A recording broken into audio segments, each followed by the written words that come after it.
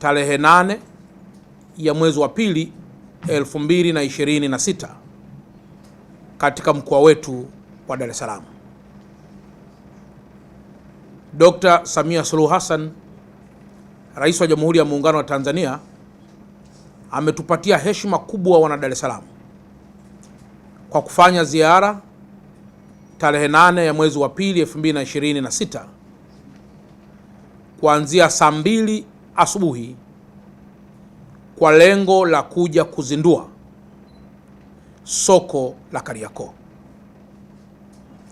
Mtakumbuka kwamba mwaka 2023 soko hili la Kariakoo liliungua,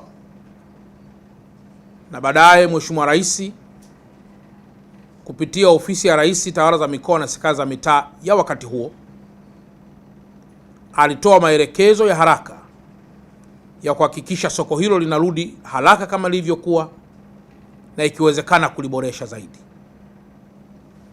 Nayo furaha kuwaambia kuwa kazi hii kubwa ameifanya Mheshimiwa Rais Dr. Samia Suluhu Hassan. Ameleta fedha zaidi ya bilioni 28 ambazo zimekarabati soko la zamani na kujenga soko jipya.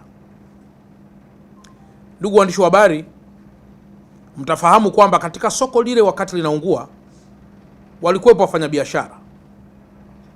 Nayo furaha pia kuwaambia kuwa shirika la masoko la Kariakoo chini ya mtendaji wake Bwana Ashraf wamejitahidi kuhakikisha kuwa wafanyabiashara wote waliokuwepo wakati huo wanarejeshwa kufanya biashara katika eneo la soko la Kariakoo jipya na lile la zamani.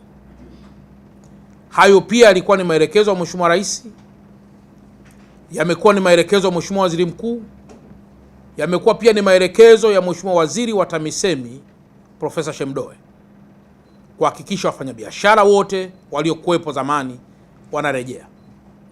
Na urejeshaji huo, wafanyabiashara wote ambao wamepata mikataba wanafahamu hatua zote ambazo wamepitia mpaka kukamilisha hatua za kupangishwa tena ya maeneo ya vizimba na vile viduka ama vigoli ambavyo vipo katika soko hilo. Sambamba na tangazo hili, naomba pia niwatangazie rasmi leo kwamba wafanyabiashara wa biashara ndogo ndogo wote ambao wamefunga barabara za kuingia katika soko hilo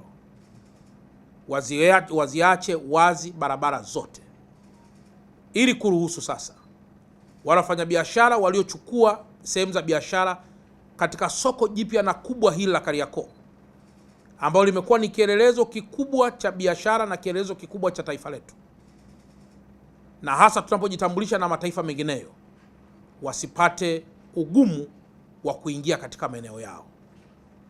Tunasema katika maeneo yale ambayo walikuwa wamepanga bidhaa zao, ni vema wakatambua kwamba si wakati wa kutumia nguvu kuweza kusifungua barabara hizo, bali kupitia uongozi wa machinga, uongozi wa waendesha pikipiki, kuzifungua barabara hizo haraka iwezekanavyo kabla ya tarehe 8 ili barabara zote ziweze kupitika katika maeneo hayo muhimu.